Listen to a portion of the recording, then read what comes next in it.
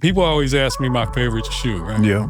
And, I got a couple favorites like everybody else, the 1, the 3, the 11. Yeah. But one of my favorites is the 15. Okay. Because the 15 is the shoe that actually launched the Jordan brand. Okay. Why is that? It was the first shoe that Michael didn't play in. He played in 1 through 14. 15, he was retired. So we were launching this brand with a shoe and launching this shoe with him not playing in it. Yeah. And that was a major challenge.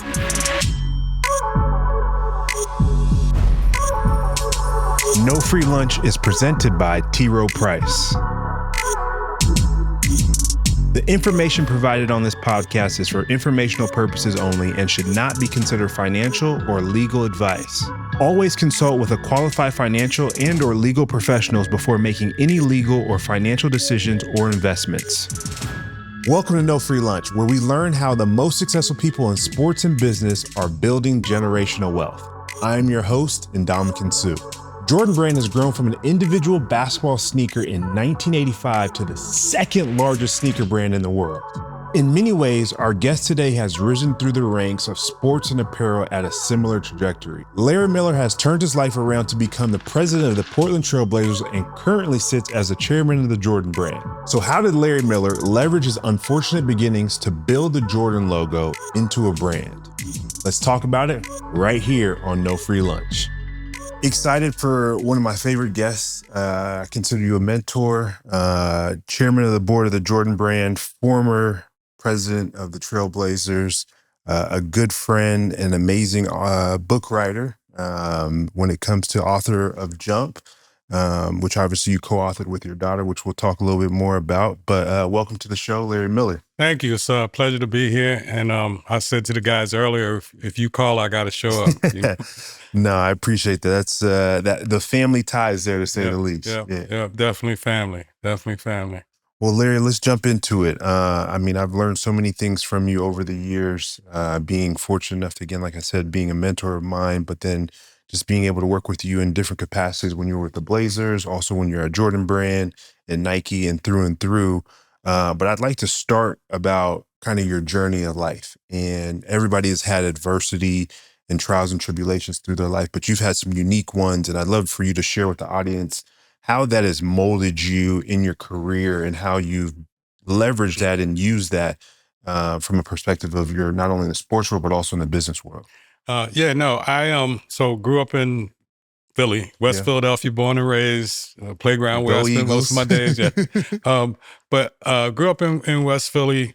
As a kid, when I was young in elementary school, I was like great kids, straight A student, that kind of thing. And then as I started to get a little older, the street started to pull at me. Yeah. And before I knew it, instead of trying to please parents and teachers, I was trying to impress people on the street. Mm-hmm. And that led me to join the gang when I was like 12, 13 years old. Was in and out of trouble. When I was 16 years old, I was drunk one night. One of my gang members had been killed, and I shot another kid and killed him. Mm-hmm. And I was arrested. I was charged as an adult at 16. I pleaded guilty to 2nd-degree murder. Was sentenced to 4.5 to 20 years. Did the 4.5.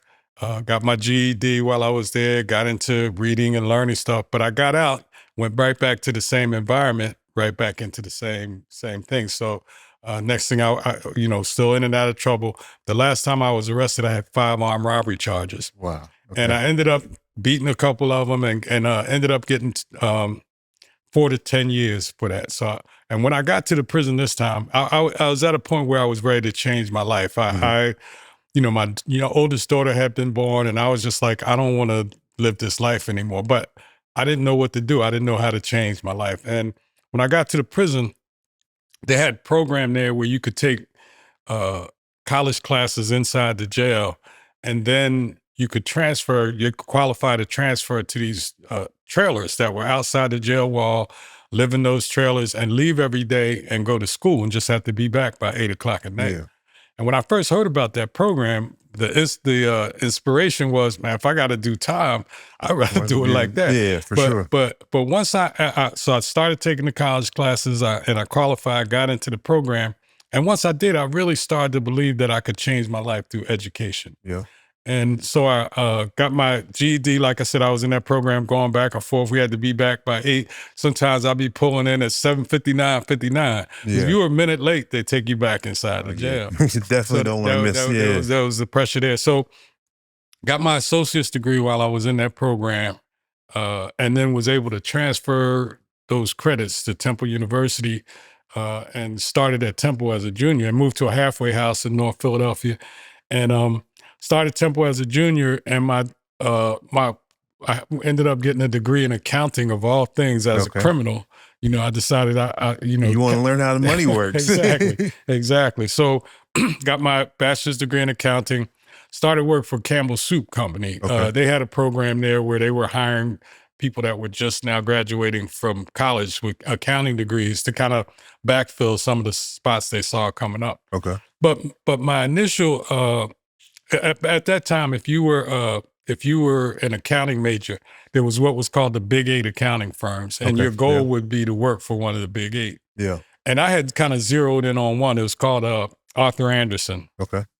And so I kind of ended up spending a bunch of time kind of finding out about them, and I was like interested. They were interested, and so I ended up going there and spending the whole day, like interviewing with a bunch of people all day long.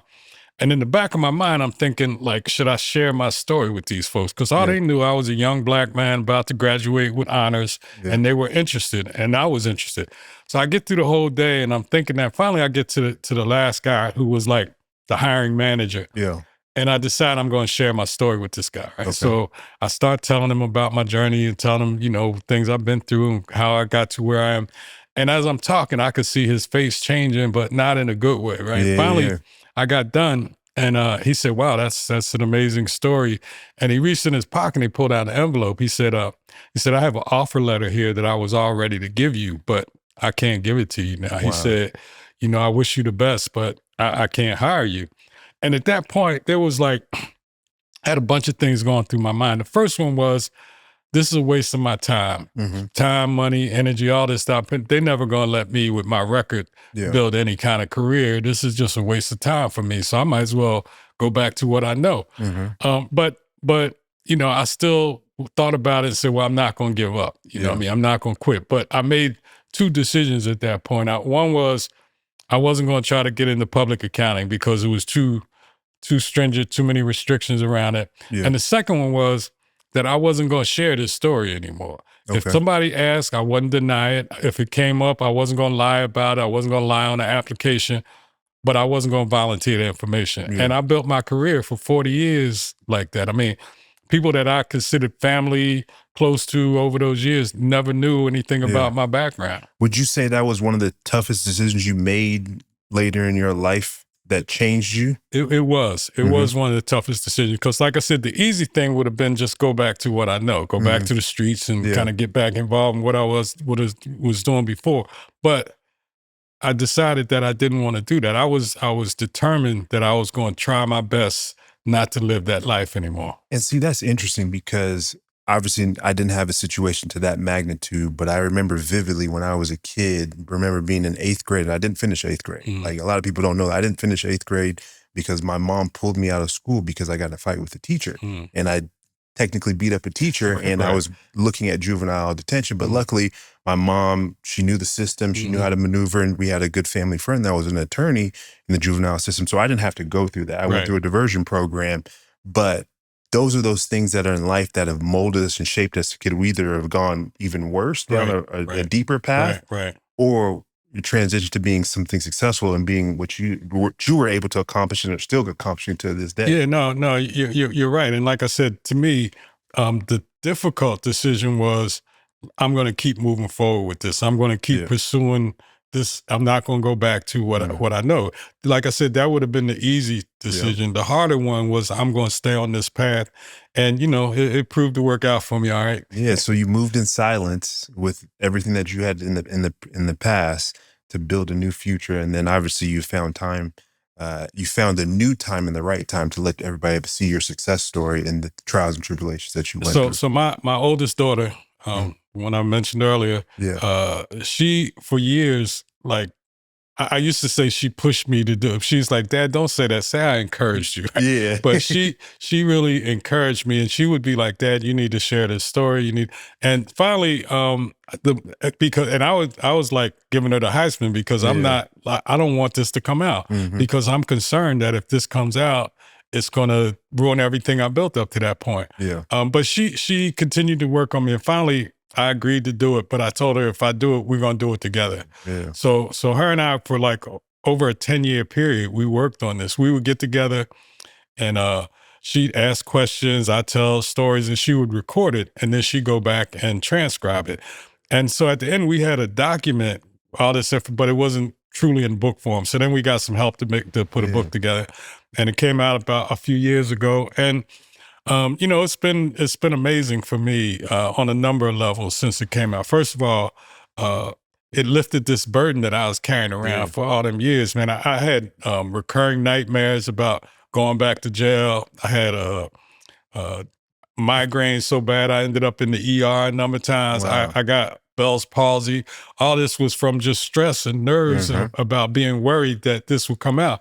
And the problem for me is I kept getting these higher and higher profile jobs, right? And so each one added more pressure. The Trailblazer job, really, that was the most stress and pressure I ever felt, man. Yeah, no, we'll definitely come back to the Trailblazers piece because I know you did some amazing things there working with Paul Allen and that family. So rest his soul from that standpoint. And obviously a tremendous job of building up the community through the Blazers and all the different things you did there. But before we get there, I want to talk a little bit about how you ended up running the Jordan brand and that story. Because I know you first started at Nike in 97. Then a couple of years later, you moved to the Jordan brand or created the Jordan brand, for lack of better words. So when I was at Janssen, before I came to Nike, I was at a company called Janssen here in Portland. And me and a few guys are sitting around one day trying to figure out how we could grow the business. And at this time, I was basically running running Janssen. Okay. And so we were kind of kicking some ideas around. I was like, we should talk to Nike, because one of the things we talked about was getting into competition swimwear, which is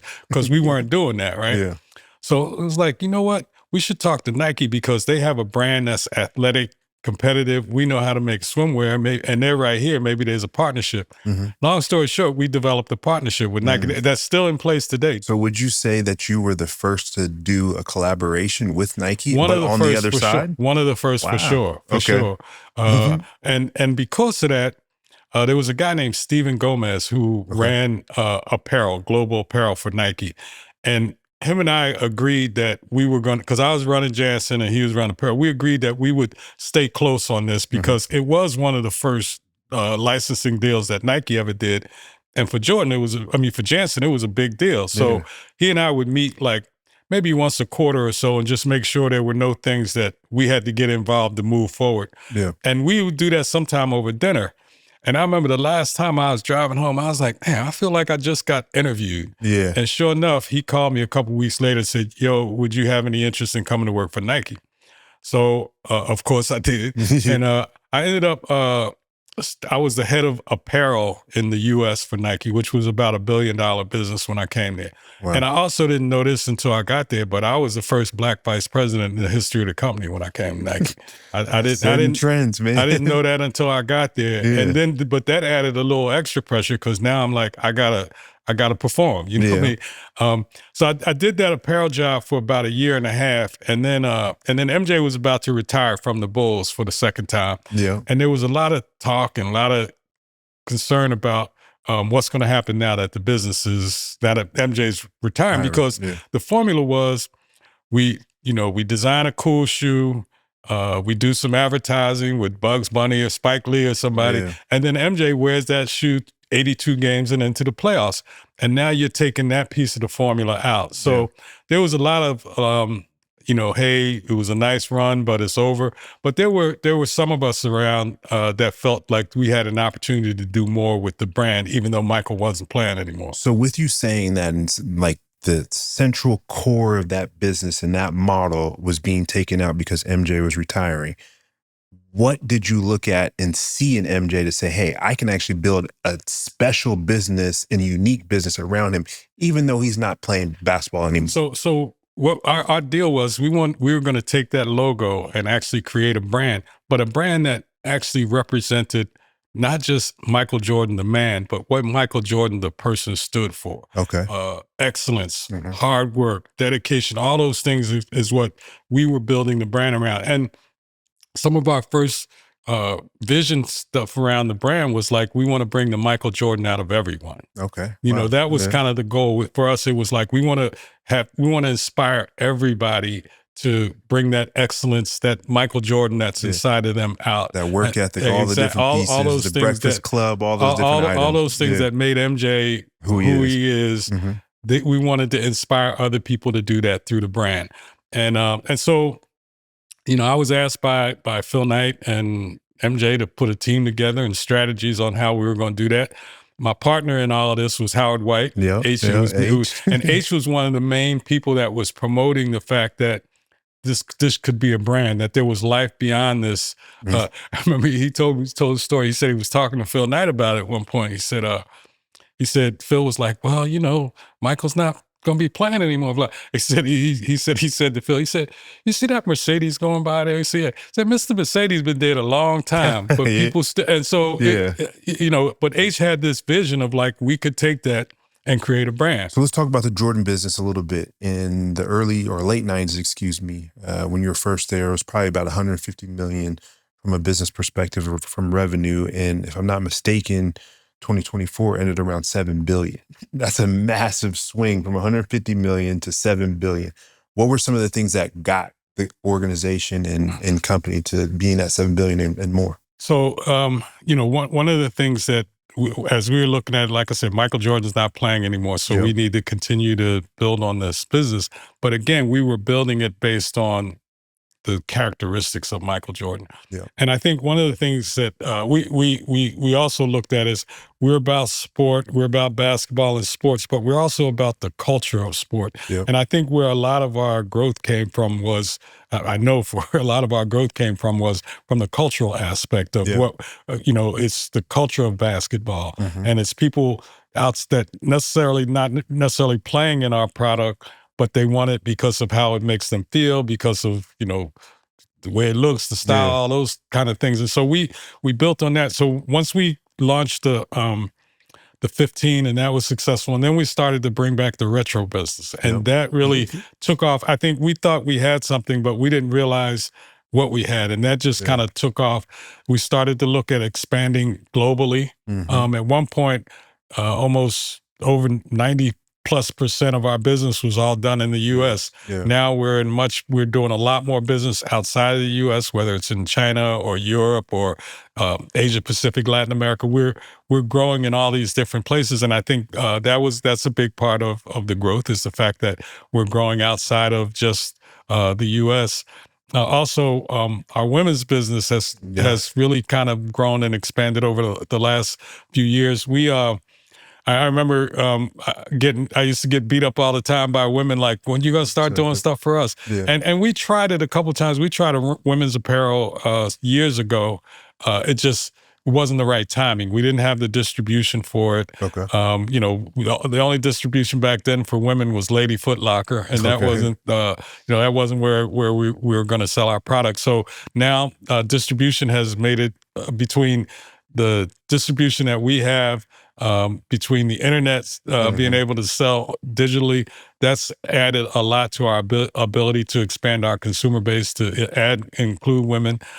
Kids business is a considerable business for us now. So the reality is we've grown in a lot of different areas, and I think we're scratching the surface. I think we have a lot more opportunity to grow in other areas. So as you were doing that and building that brand and having to convince a little bit of Phil Knight, even though obviously Phil was a big supporter. He was a big supporter. And so with that, was there anything early on in the pivot of moving from Michael successful on the basketball court to obviously becoming a culture icon right now? Did anything between that go wrong that you guys had to deal with and counter? There's a ton of stories, man. A ton of stories that were, I mean, I remember, and again, Howard was critical in this, but I remember we had gone over, so when we first started Jordan separately, Nike and Wieden Kennedy here in Portland were doing, still doing they were going to do our advertising. Yeah. So the first ad they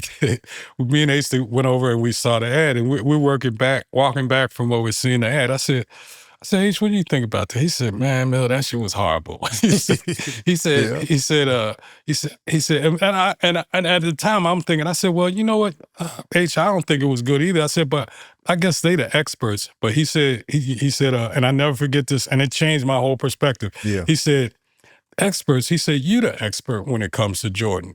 We the experts at Jordan, not them. And from that point on, that's the way I approached the business. Like, we knew what was best for Jordan. And we ran into a lot of obstacles back and forth, a lot of people that didn't understand what we were trying to do.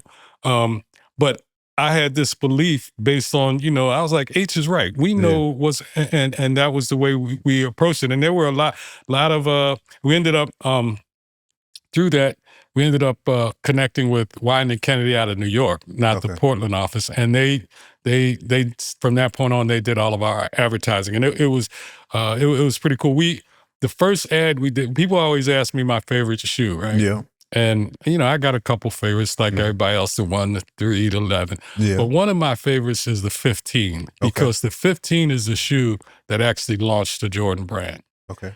Why is that? It was the first shoe that Michael didn't play in. Yeah.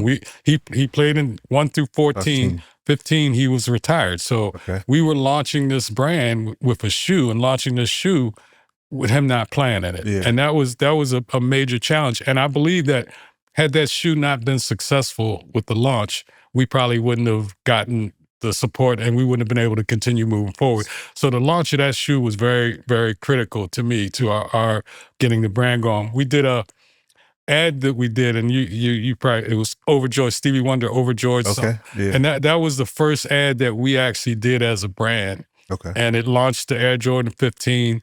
And we actually did an event to launch the ad, not the shoe. It was crazy. And we had a bunch of folks show up. So we knew we had something at that point. And then, we just kind of built on it from there. Man, but that shoe the launch of the Air Jordan 15 was really critical for the brand. So 1 through 14 was just a resemblance of the success that Michael's been having on the court. But 15 is really that culture shift that took the brand from where it was previously to where it is now. Absolutely. It laid the foundation for what we've been able to build over the years. So with that, what would you say were some of the biggest wins since 15 to now, especially looking at being in the football space? You got golf. It looks like obviously boxing. I know you were a big part of the successes in and around that. Like, what are some of those other big wins that you guys, as 15, carried the ultimate opening of the brand? What are some other aspects of partnerships or relationships that took the brand to the next level? So even before we launched the brand, we had added some young basketball players to wear Jordan, right? Mm-hmm. Ray Allen, you can go down the line. But then one of the moves that we made once we decided, we believed if we were going to be a brand, a true brand, we had to be more than just basketball. We had to be more. So we added 3 non-basketball players early on: Derek Jeter, Randy Moss, and Roy Jones Jr. And at the time, they were the best at what they did, right? Yeah, and it made sense for them to be connected with the Jordan brand. Yeah. So that kind of started us like outside of just basketball. But since then, man, we've made a lot of great moves. I think, to me, for instance, signing Michigan was an incredible achievement for us. Yeah. And the fact that we were able to do that as Harbaugh was coming in, and he was the one who said, I want to do that. It was really his call. Yeah. And because of that, I think that gave us credibility on the football field. Then we were able, we already had players like yourself who were wearing our product, but we weren't our brand wasn't allowed on the football field. For sure. You had I got a lot of pushback for wearing Jumpman, but I won a championship wearing Jumpman. Exactly.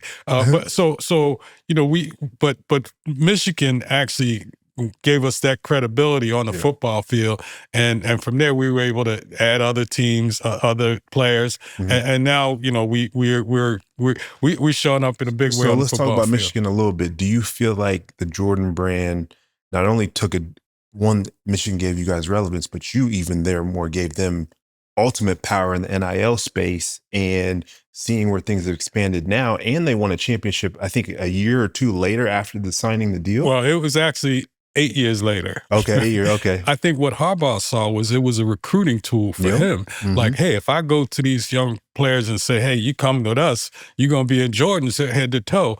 I think that was one of the motivating factors for him and for us. So one of the things, they had been with Nike, and then they left and signed with Adidas for 5 years, and then they came back, and that's when we connected with them.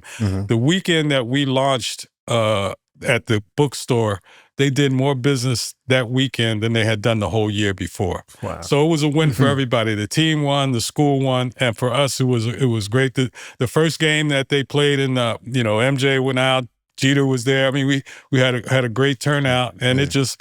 And then for them to win the national championship in Jordan, that was just like the culmination of all of that. It was amazing to sit there in Houston and watch that. It was amazing to and we were there at the game, which was great. Yeah. But Michigan really helped us to kind of solidify the fact that we are legitimate in football.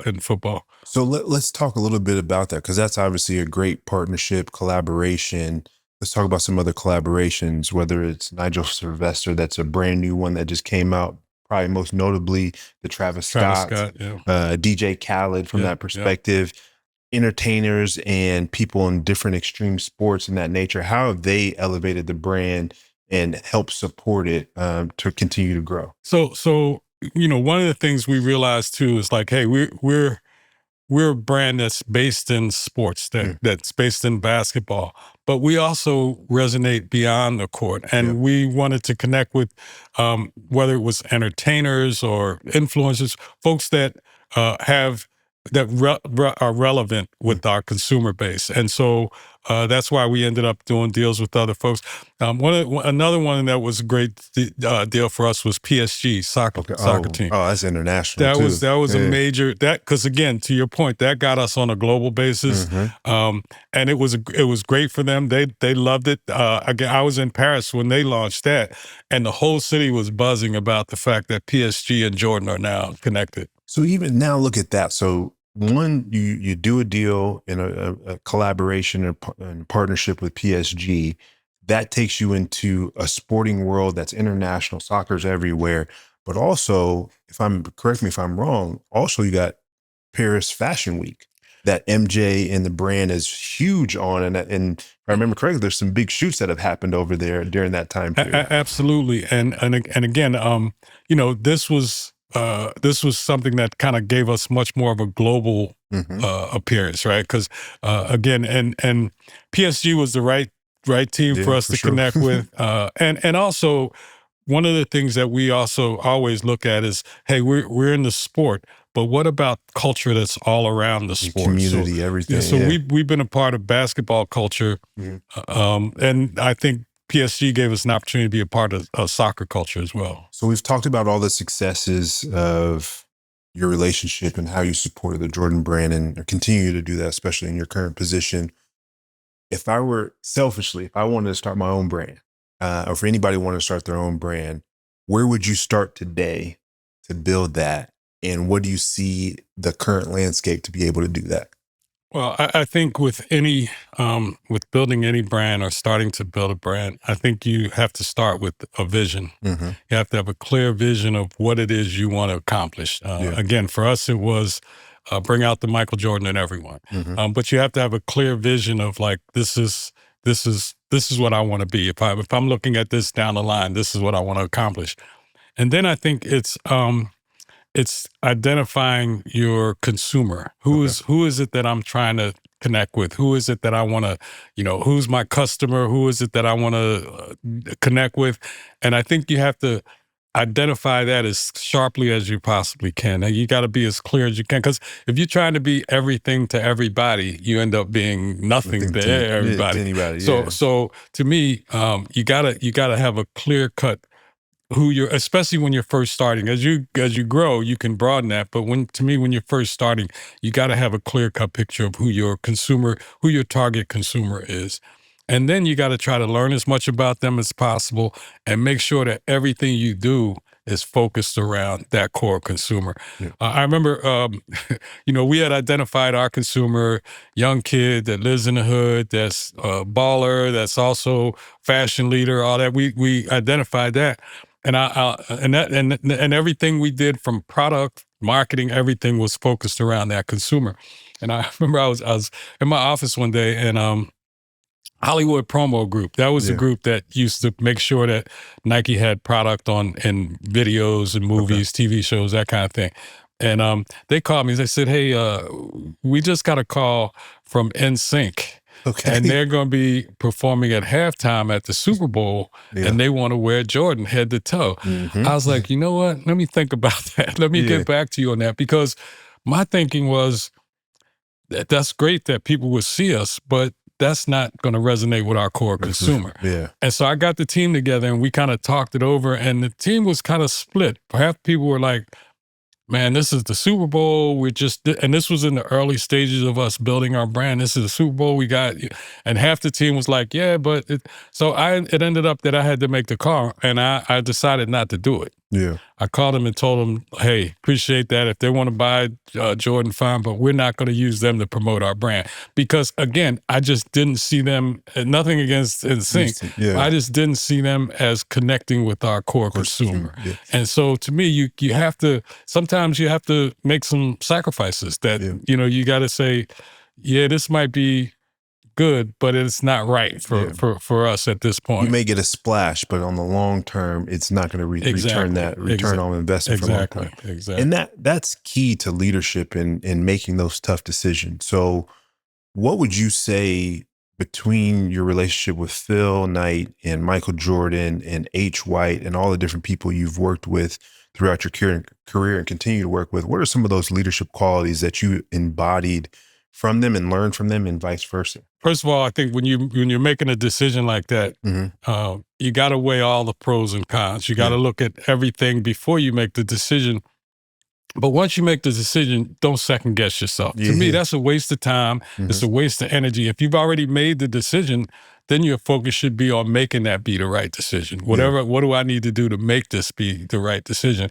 And that's one of the things that I've adapted. The other is, whenever I'm like working with MJ or working with Paul Allen, I always felt like my role was to tell them what I think is right. Now they can decide to do something else, but if I don't tell them what I think is right, then I'm not doing my job. They don't need me if I'm just going to go along with everything. So I always felt like my role was to tell them what I think is right, and then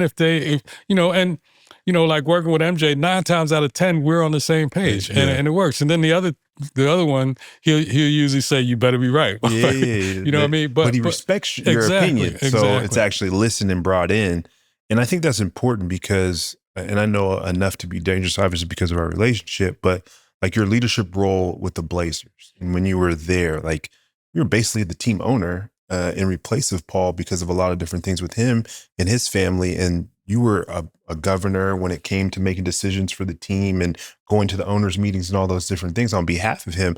Tell us a little bit about how you embodied and embraced that role. Yeah, that was one of the most interesting times in my career, because I went for 5 years. I was at every NBA owners meeting. David Stern put me on the labor committee that negotiated. I was the only non-owner that was on the labor committee that negotiated the deal between the owners and players. And it was an incredible experience for me. And working with Paul was interesting. He was an incredible person. I found out something after my book came out that is not in the book, but so Todd Lawicki, do you know Todd? Yeah. Todd's a great guy. I love Todd. Todd was who I was interviewing with, and he was the head of Vulcan Sports and Entertainment. So he ran the Seahawks, the Blazers, the Sounders, the arenas. And so Todd and I kind of really clicked as I was interviewing for the job, and he really felt like I was the right person for the job. So after my book came out, Todd called me and said, "Hey, next time you're in Seattle, let's have breakfast on something I want to share with you." Yeah. So I'm in Seattle. Him and I go out to breakfast, and he starts to tell me that when I was going to the Blazers, because of Paul owning the Seahawks, they had the NFL do the background check, right? Okay. And these guys actually went down to Philadelphia in the city hall, and they found some old manual records that showed all these convictions and all this stuff. Yeah. And so they get back to Todd with that information. And Todd is now like, he's kind of conflicted because he absolutely wants to hire me. He regardless of that, he still is convinced that I'm the right guy. Yeah. But he's concerned that if he shares this information with Paul, it'll Paul blow squash everything it. up. Yeah. So he said he called David Stern and he shared it with Stern, and he said, "Do I have to share this with Paul?" And he said David Stern told him, "You do." He said, "You can't know this, hire this person, and not have shared this information with the owner. So you have to share it with the owner." And he said, so he's nervous about it because, again, in his mind, I'm the right guy. Yeah. So he said he was driving between Portland and Seattle, and he called Paul, and he kind of starts to share this with Paul. And he said as he's talking to Paul, he could tell Paul was a little distracted. He said, finally he got through to sharing it. He said, "Paul, see, I got one question." He said, "What's that?" He said, "How long ago was this?" Yeah. I said, "I don't know, 20, don't worry about it then." So they hired me anyway, even though they knew about all the stuff in my background, but they never said a word to me about it. So I'm still walking around like nervous and concerned. And Paul never said a word. David Stern never said a word. Todd never said a word to me. So I had no idea that they knew and hired me anyway, which to me is a testament to those guys and the fact that they were interested in who I am today, not who I was, years and years ago.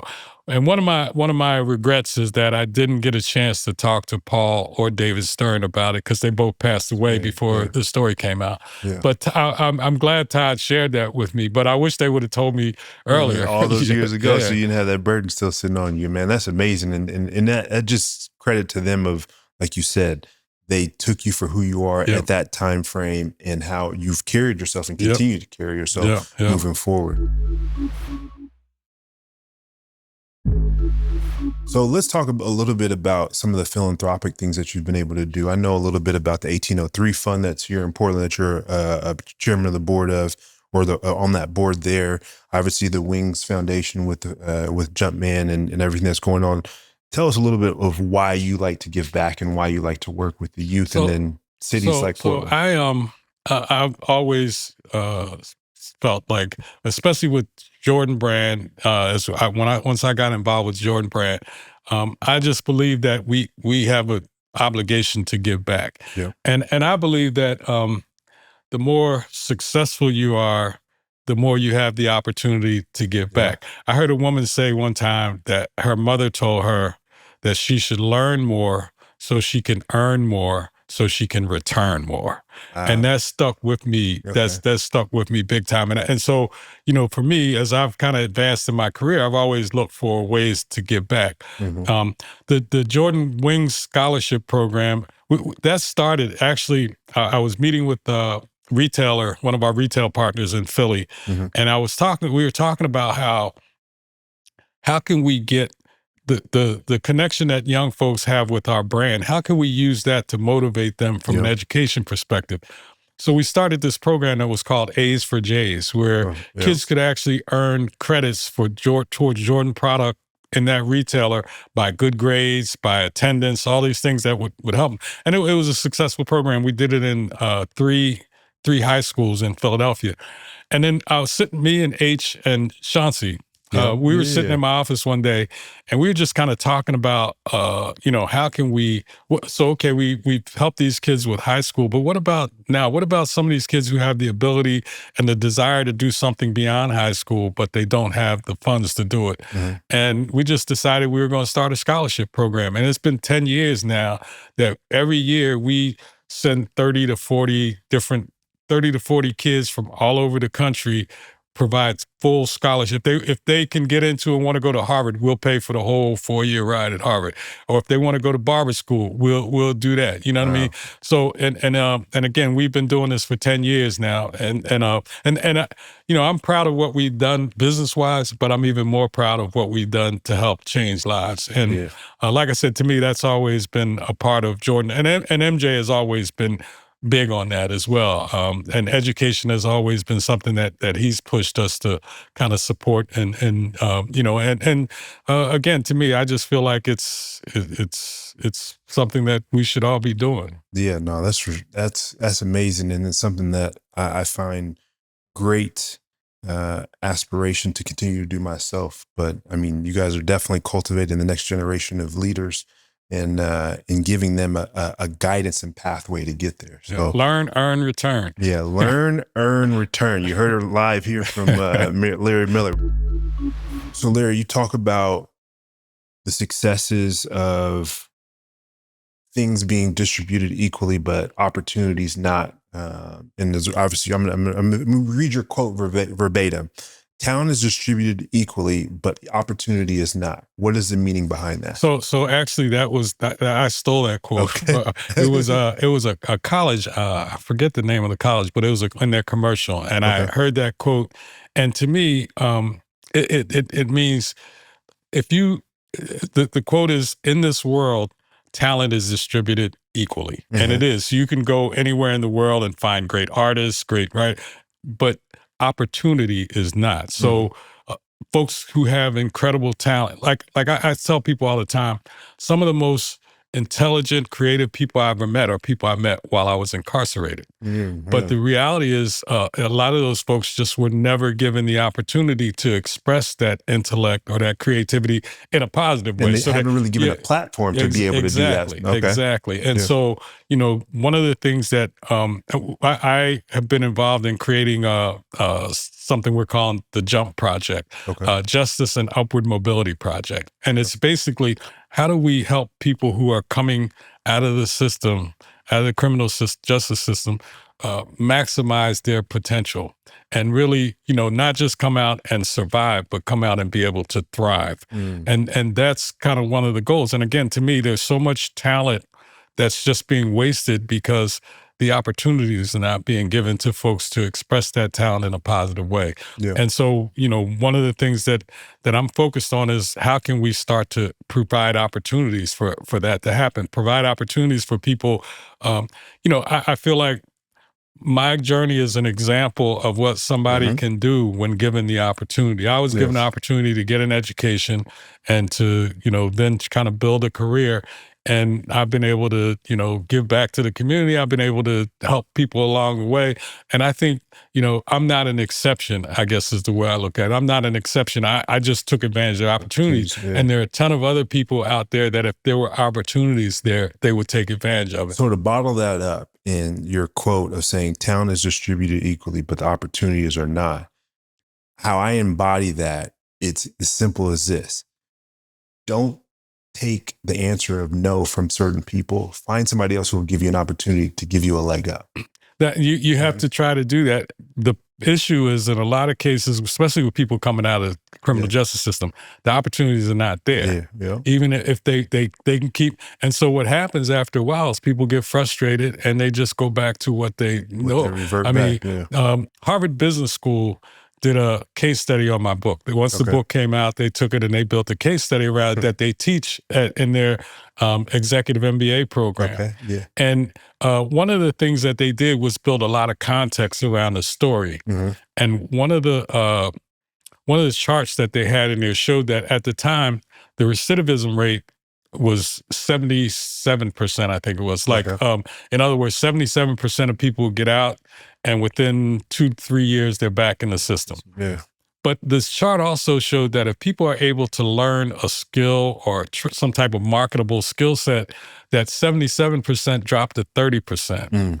And if people were able to get a bachelor's degree, it dropped to 6%. And with the master's degree, it was at 0. So to me, that's a clear-cut indication that if people are given opportunities to change their lives, to learn, to get an education, to learn some type of skill that they can, build their life around and take care of their families, people don't go back to jail in that scenario. And so to me, we need to figure out how to provide more opportunities for people to express that talent. Honestly, this has been an amazing conversation. I appreciate your time as always and your mentorship. And I mean, there's so much for us to learn from not only your trials and tribulations of how you transformed to where you are right now and all the successes and all the positive lives you continue to change. And well, I appreciate it. And again, kudos to you for everything you're doing. For you to, have traveled all over and coming back to Portland and kind of focusing your give back on the city of Portland and on the people here in Portland and addressing the needs that we have here.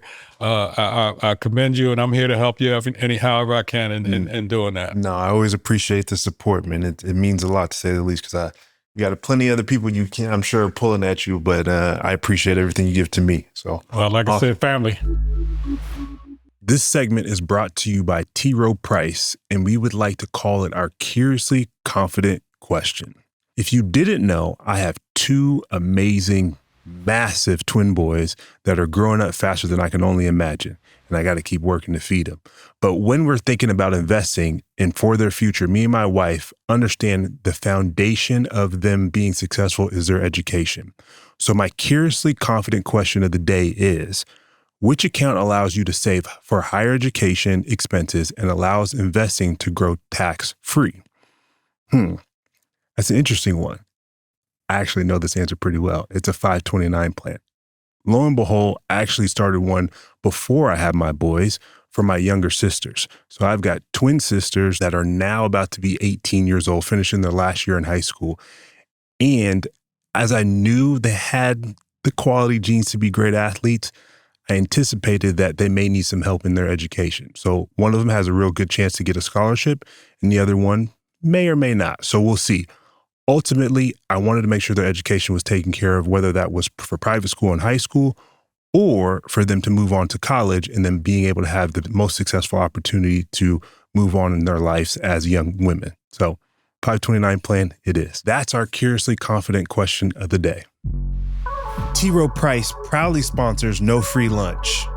The views expressed in this podcast are those of the hosts and guests and do not necessarily reflect those of Piro Price. Our sponsorship supports the platform and does not imply endorsements of specific content or perspectives. Man, what an amazing conversation with my guy, Larry Miller. I would say some of the biggest takeaways that I have from that is, 1, don't let trials and tribulations in early life stop you from being successful. You have talent. You have these tools within you. Hone into them. Then find the opportunity to take them to the next level. I think that's going to be important in your life, and really just continue to work and grind. Make sure you like, comment, subscribe to No Free Lunch on YouTube, Apple, or Spotify, or wherever you get your podcasts.